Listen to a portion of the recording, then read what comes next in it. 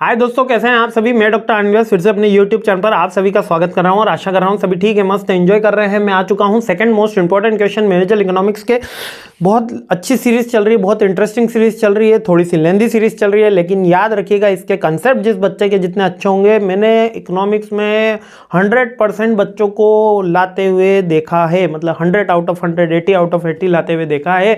बहुत अच्छा पेपर रहता है। आप सोचेंगे सर कभी भी थ्योरी के पेपर में ज़्यादा नहीं आते, केवल इकोनॉमिक्स का जो पेपर है ना, याद रखना कि अगर सही चीजें लिखोगे तो इसमें बहुत अच्छी मार्किंग मिलती है, बहुत अच्छी, है ना। सेकंड मोस्ट इंपॉर्टेंट क्वेश्चन पर आते हैं। लॉ ऑफ सप्लाई और इलास्टिसिटी के बारे में पूछ रहा है। जैसे लॉ ऑफ डिमांड क्या कहता है? लॉ ऑफ डिमांड ये भैया ये कहते हैं कि डिमांड और प्राइस में, मतलब अभी थोड़ा इस तरीके से चलते हैं, price and demand, price and demand में इनवर्स रिलेशन होता है। कौन सा रिलेशन होता है? इनवर्स रिलेशन होता है। यानी कि प्राइस बढ़ने पे डिमांड कम हो जाती है, प्राइस कम होने पे डिमांड बढ़ जाती है। इसको इनवर्स रिलेशन और इसी को ही लॉ ऑफ डिमांड बोलते हैं। लेकिन अपन से क्वेश्चन पूछा है लॉ ऑफ सप्लाई क्या है। अच्छा, ये बात याद रखना कि प्रोड्यूसर जो होता है वो बिजनेस कर रहा होता है और प्रॉफिट के लिए बिजनेस कर रहा होता है। तो वो क्या चाहता है कि हमेशा चीजें ज्यादा भाव में बिके। यदि कोई चीज 10 रुपए की है और मान लेते हैं मैं इसके भाव बढ़ा देता हूं, 20 रुपए कर देता हूं, तो प्रोड्यूसर क्या चाहेगा? मार्केट में ज्यादा से ज्यादा सप्लाई हो, ज्यादा से ज्यादा सप्लाई हो, ताकि वो ज्यादा प्रॉफिट अर्न कर सके। क्योंकि अभी भाव तेज है। अभी भाव क्या है? तेज है। जैसे सोने में अभी रॉकेट बना हुआ है, तो गोल्ड वाले क्या चाहेंगे? ज्यादा ज्यादा मार्केट में सोना लाएं, ज्यादा से ज्यादा प्रोडक्शन करें, उसका ज्यादा रिफाइनरी लगाएं, तो उससे क्या होगा? वो ज्यादा प्रॉफिट अर्न कर पाएंगे। यानी लॉ ऑफ सप्लाई ये कहता है कि प्राइस और सप्लाई में इक्वल पैरेलल रिलेशन होता है। पैरेलल रिलेशन का मतलब जब प्राइस बढ़ती है तो सप्लाई बढ़ जाती है, जब प्राइस कम होती है तो सप्लाई कम हो जाती है। क्योंकि मैन्युफैक्चरर क्या चाहता है? मैक्सिमाइजेशन ऑफ प्रॉफिट चाहता है। इसी को लॉ ऑफ सप्लाई कहते हैं। यहां पर क्या लिखा है? The law of supply says the higher price will lead to the producer to supply higher quantity, है ना। ये लॉन्गर पीरियड के लिए बात कर रहा है, to have to the market because the business seeks to increase revenue. क्योंकि ज्यादा भाव होगा तो ज्यादा सप्लाई करना चाहिए, जिससे ज्यादा इंक्रीज आ जाए, रेवेन्यू बढ़ जाए। इसी को लॉ ऑफ सप्लाई कहते हैं। हाँ, द सप्लाई इलास्टिसिटी यही है। जैसे कि अपन ने इनकम प्राइस इलास्टिसिटी देखी, इनकम देखी, ये डिमांड के पार्ट देखे। सप्लाई इलास्टिसिटी क्या है? प्राइस में होने वाला वेरिएशन सप्लाई में होने वाले वेरिएशन के बीच के रिलेशन को सप्लाई इलास्टिसिटी कहते हैं। The 4 basic laws of the demands are: if the supply increase, demand stay at the same, price will fall. If the supply remain constant, demand decrease. If the price will fall. If the supply decrease, the demand stay the same, price will rise. अब बहुत interesting मैं बता रहा हूं। If the supply remain constant and demand increase, price will rise. अब ये जो 4 principal है इसको समझा देता हूं आपको। देखिएगा, 3 ट्राइंगल से आपकी प्राइस का डिटर्मिनेशन और डिमांड का डिटर्मिनेशन होता है। एक तो आपकी डिमांड से, है ना। ये किसी बुक में नहीं मिलेगा क्योंकि ये मेरे द्वारा डेवलप करता हूं मैं, मेरे बच्चों के समझने के लिए, बच्चों के से मदद लेके, है ना, कि ये चीजें अपन को समझनी कैसे। प्राइस है और एक सप्लाई है। सप्लाई और प्राइस में डायरेक्ट रिलेशन होता है, डिमांड और प्राइस में डायरेक्ट रिलेशन होता है, लेकिन डिमांड और सप्लाई में कोई डायरेक्ट रिलेशन नहीं देखने को मिलता है, इनडायरेक्ट रिलेशन देखने को मिलता है। फिर से समझाता हूं। ये डिमांड और प्राइस, इधर सप्लाई। अभी तो आप ये समझ लीजिए, ये रिलेशन के बारे में बात कर रहे हैं। सप्लाई, जब प्राइस बढ़ती है तो सप्लाई क्या हो जाती है? बढ़ जाती है। और डिमांड कम हो जाएगी। प्राइस बढ़ने से डिमांड क्या हो जाएगी? कम हो जाएगी। अगर डिमांड भी बढ़ रही है और प्राइस सप्लाई भी बढ़ रही है तो प्राइस कांस्टेंट बनी रहेगी। डिमांड भी बढ़ रही है और सप्लाई भी बढ़ रही है।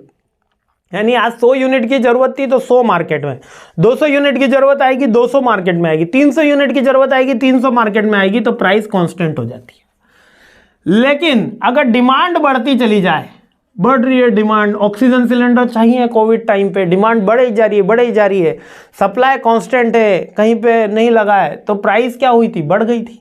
डिमांड बढ़ने से प्राइस भी बढ़ जाती है अगर सप्लाई कांस्टेंट बनी हुई होती है। इसी 3 से मार्केट पूरा का पूरा, इस ट्रायंगल से मार्केट चल रहा होता है। यही 4 कॉम्बिनेशन वहां पे ऊपर बोले गए। देखो 4 बेसिक लॉ बताए गए। कैसे?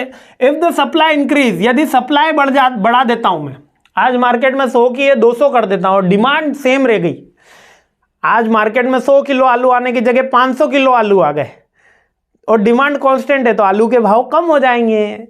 ये कहता है कि प्राइस कम हो जाएगी। अगर सप्लाई रिमेन कांस्टेंट, सप्लाई 100 की 100 ही है और डिमांड कम हो गई, डिमांड कम हो गई तो प्राइस भी कम करी जाएगी। आज 100 किलो आलू आए मार्केट में, लेकिन जो 40 लोग लेने आते थे उसकी जगह 20 ही लोग लेने आए, तो भाव कम कर दिए जाते, डिमांड प्राइस कम कर दी जाती। और अगर सप्लाई डिक्रीज होती है और डिमांड सेम रहती है, सप्लाई डिक्रीज हो गई या स्टे सेम रहती है और डिमांड सेम रहती है, तो प्राइस इंक्रीज हो जाती है। जैसे कि कोविड में हमने क्या देखा था कि सप्लाई जो है वो डिक्रीज हो रही है या कम हो रही है या कांस्टेंट रह रही है, और डिमांड भी इक्वल बनी हुई है, तो प्राइस बढ़ेगी। और इसी तरीके से अगर सप्लाई डिक्रीज की जगह कांस्टेंट भी रह गई, या तो कांस्टेंट ले ले या डिक्रीज ले ले, और डिमांड इंक्रीज रहती है, तो प्राइस सेम हो जाती है। आपको इसको प्रैक्टिकल एग्जांपल से समझना होगा कि प्राइस कब बढ़ती है। प्राइस तब बढ़ती है जब या तो डिमांड बढ़ रही हो, है ना, डिमांड बढ़ रही हो और सप्लाई कांस्टेंट रह रही हो। सप्लाई अगर डिक्रीज हो जाए और डिमांड कांस्टेंट रहे तब भी प्राइस बढ़ा सकता हूं। जैसे कि इसको समझ लो ताकि हमेशा जीवन में काम आएगा। Price, demand, supply. सप्लाई तो कांस्टेंट है, डिमांड भी कांस्टेंट है, तो प्राइस भी कांस्टेंट रहेगी। ये याद रखना, अगर तीनों चीजें कांस्टेंट है। पर ऐसा कभी भी हमारे जीवन में होता नहीं है। सप्लाई क्या होती है, या तो इंक्रीज हुई, और डिमांड क्या हुई, हमारी डिमांड क्या हुई, कांस्टेंट रहती है, तो प्राइस फॉल हो जाएगी, कम हो जाएगी, क्योंकि मार्केट में ज्यादा चीजें आ गई हैं, है ना।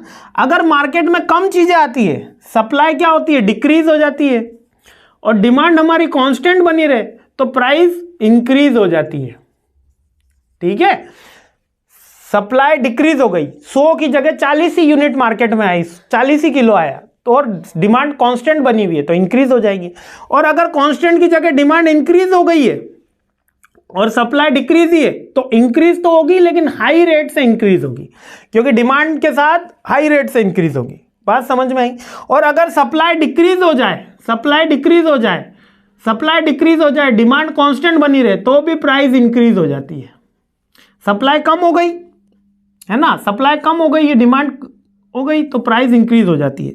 अब सप्लाई इंक्रीज, अब और कॉम्बिनेशन देख लो, सप्लाई इंक्रीज हो गई, डिमांड भी इंक्रीज हो गई, सप्लाई भी इंक्रीज हुई, डिमांड भी इंक्रीज हो गई, तो प्राइस कांस्टेंट बनी रहेगी। तब प्राइस कांस्टेंट रहेगी अगर सप्लाई का डिमांड मैच कर रही है। तो 100 यूनिट की डिमांड थी, 100 हो गई, 200 की थी, 200 हो गई।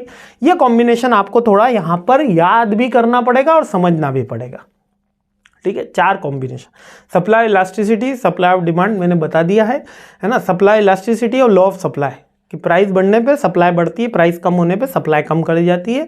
ये लॉ ऑफ सप्लाई है। इलास्टिसिटी में 4 कॉम्बिनेशन आपको बता दी, इनका कोई ग्राफ नहीं बनता है। तो मस्त रहिए, खुश रहिए, मुस्कुराते रहिए। अगले क्वेश्चन में हमला बोलते हैं। जय हिंद।